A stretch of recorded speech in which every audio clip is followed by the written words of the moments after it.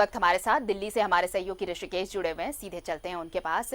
ऋषिकेश, मोदी सरकार अगर 2.0 की बात करें तो आज 1 साल पूरा किया है, लेकिन इन सब के बीच जिस तरह से कोरोना काल से पूरा देश गुजर रहा है, इस बीच जेपी नड्डा ने प्रेस कॉन्फ्रेंस की, उपलब्धियां गिनाई सरकार की। उन्होंने इस चीज पर फोकस किया कि विपत्तियां हैं जिस तरह से देश भर, उसके बीच जिस तरह से एकजुटता दिखाई है देश ने, वो काबिले तारीफ है। सरकार के सामने चुनौतियां भी थी, लेकिन पीएम के नेतृत्व की तारीफ की, इस नेतृत्व में कोरोना जंग से लड़ने में मदद मिली है।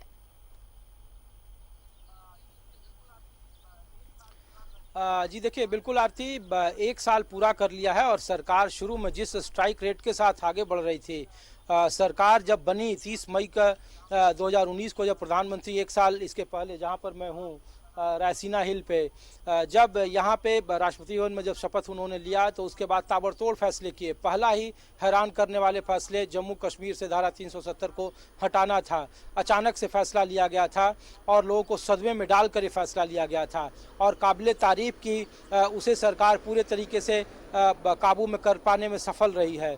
उसके बाद फिर देखिए, नागरिकता संशोधन कानून जैसा मसला आया, वो भी सरकार के लिए कील का पत्थर साबित हुआ।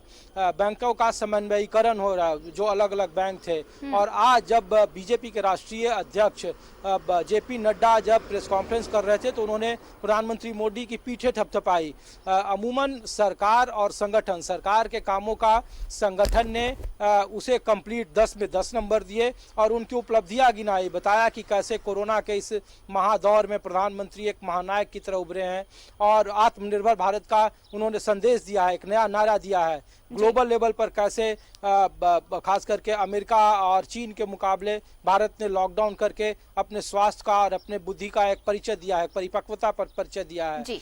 लेकिन आरती, इसके साथ ही जो दूसरा जुड़ा हुआ सवाल है वो सरकार के लिए बड़ी चुनौती है, जो पूरे रंग को फीका कर रहा है। 1 साल देखिए वर्चुअल रैली कर रही है बीजेपी पार्टी ने यह ऐलान किया है, लेकिन सरकार के सामने जीडीपी सबसे बड़ी समस्या है, बेरोजगारी सबसे बड़ी समस्या है, पलायन और श्रमिकों की जो तस्वीर हम लोगों ने देश भर में अलग अलग देखी, उसमें सरकार पर कई सारे सवाल उठ रहे हैं। तो ये बड़ी चुनौती है और जो कहा जा रहा है, जो आरबीआई कह रहा है, जो नीति आयोग के चेयरमैन कह रहे हैं, जो देश के इकोनॉमिस्ट कर रहे हैं, जो राज्य सरकारों की चिंता है, कहा जा रहा है कि अगर जीडीपी माइनस में चला जाएगा, अगर आपका डेवलपमेंट सूचकांक बिल्कुल नगण्य हो जाएगा, औद्योगिक घराने ठप पड़ जाएंगे, बेरोजगारी बढ़ जाएगी, तो ऐसे में फिर आपके जितने भी किए कराए हैं उसके मजे की किरकिरी कर रहा है। और इसीलिए ये साल, जो पहला साल बीता मोदी सरकार के लिए, वो चुनौतियों से भरा रहा है। खास करके कोरोना ने पूरे राजनीतिक सियासी गणित को बिगाड़ कर रख दिया है, क्योंकि इसी दौर ने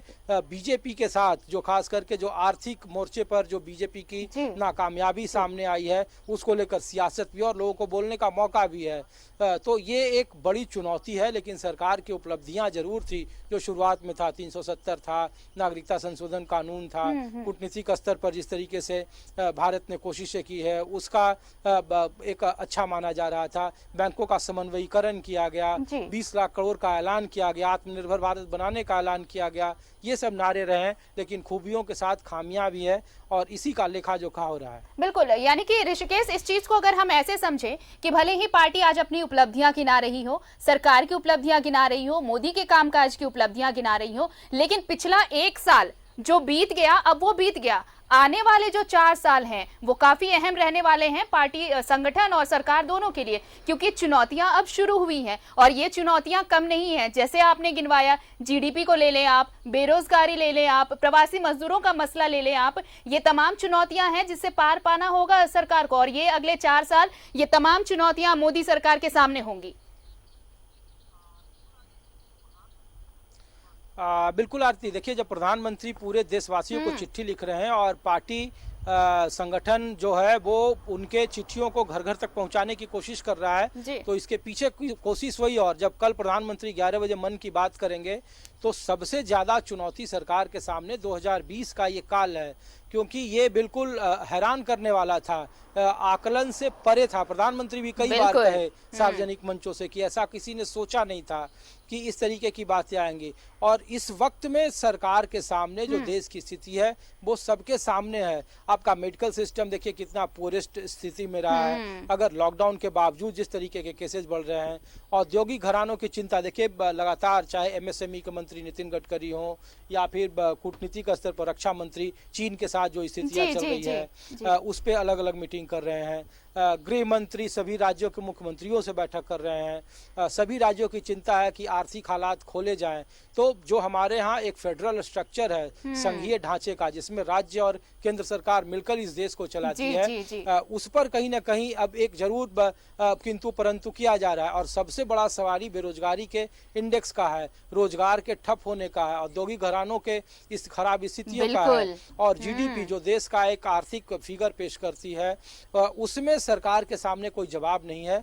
और सरकार कह रही है कि जान है तो जहान है, पहले हमें मानवता की रक्षा करनी है और अब आत्मनिर्भर भारत बनाने की बात आ रही है, जो एक आने वाले 4 साल का एक नया एजेंडा, सियासी एजेंडा होगा। क्योंकि मोदी सरकार ये जानती है कि अगर भारतीय जनता या भारतीय जनमानस के सामने, क्योंकि ये हाल 2004 में फील गुड का नारा देख चुकी थी भारतीय जनता पार्टी की सरकार, जब अटल बिहारी वाजपेयी जैसे एक प्रभावशाली नेता हुआ करते थे, और 2004 में बिल्कुल ऋषिकेश, जो बातें आप कह रहे हैं वाकई, अब जो चाहे आप कितने भी सियासी दावपेच अभी चला ले, लेकिन जिस काल से, जिस दौर से ये देश गुजर रहा है, उसमें चुनौतियां अभी सियासत से ज्यादा बेसिक मुद्दों की है, इंफ्रास्ट्रक्चर की है, रोजगार की है, और वो तमाम चुनौतियां जो सरकार के सामने है उससे पार पाना बहुत बड़ा लक्ष्य होना चाहिए फिलहाल सरकार का।